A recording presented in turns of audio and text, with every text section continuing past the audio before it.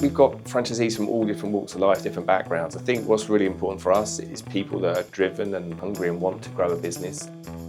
We've got people that have been teachers, accountants. Not very many of them have cleaning experience at all. It's not about that, it's about management.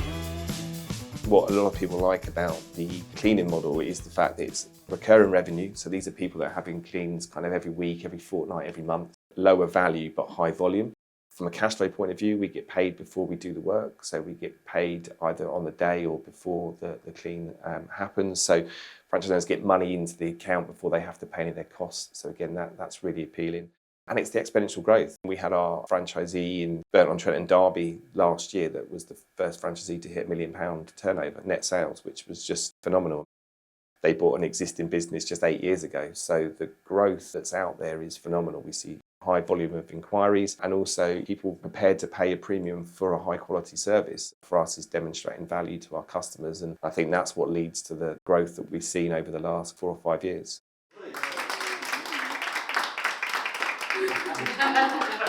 Welcome to Molly Maid House, welcome to Molly Maid. This is the big week, training week. The beginning of your Molly Maid lives here. Are you excited? Very. Yeah. And we're all here to welcome you, to wish you all the best in your Molly Maid lives. So let's give them a round of applause. We had signed up for businesses for sale, and we had just put a really simple search criteria in, which was just location based for us, because we had no idea really what we wanted, but we knew we wanted to buy a business and own a business. Initially, we got lots of different options coming through, but when Molly Maid came through, I was really interested in the franchise sector and also in the cleaning sector, because we knew that it was a growing sector. And Molly Maid, we just know it's a trusted brand. Everyone I've spoken to outside of the internal team, when I've said Molly Maid, everyone said, oh yeah, I know Molly Maid. My neighbour had them for a little while. Oh, I've seen their cars. So we knew that it was a brand that people recognised in the cleaning sector. Franchise owners, we want to try and help them understand the whole process. We're going to cover everything today, from how they start their life as a Molly Maid franchise owner, the marketing that they're going to be undertaking to help drive the inquiries. We're going to be focusing on more of the operational side of the business, which is obviously really important for them to be able to feel comfortable when they go out there. So we're going to talk a lot about recruiting staff, the onboarding of the teams, how we train them, and then also things like health and safety. We've obviously got our own range of environmentally friendly cleaning products, so we'll be talking about the right products to use in the right areas. It's also a really good opportunity to get to know them. We have a real close working relationship with our franchise owners, so as much about giving them information about how they're going to operate the business, as well as kind of getting to know them, what makes them tick, what's important to them, maybe where their strengths and weaknesses are as well. The training day has been really good. It's been really informative on what to expect. I've got to know the products a bit more and some of the team members. It's been really insightful. Getting into all the details, definitely the quotation side of things, understanding what the customer's like, understanding what the staff recruitment processes are, but also understanding how we're going to be supported as a franchisee by Molly Maid in-house.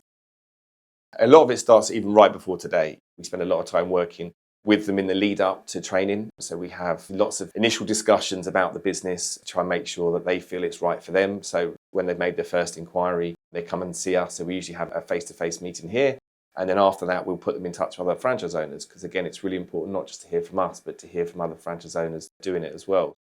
We then have a pre-training meeting to really make sure that they're getting everything set up with the business. And then the training week, we're very lucky that we have an apartment above the office, which is really nice because that allows us to have them stay, because the training course is usually Monday through to Friday. So if they've travelled from afar, they don't need to kind of travel to and from each day.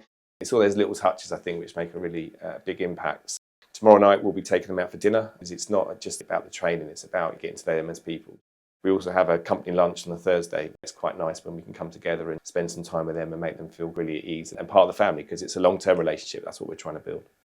In a typical setup, we would normally launch them the week after, or if it's a resale, they would take over the business the week after. One of our team would then be on site with them for that first week, helping to guide them through the various things. So whether that's getting to know the existing staff and customers, or whether it might be recruiting new staff, going out and doing estimates to bring new customers on board.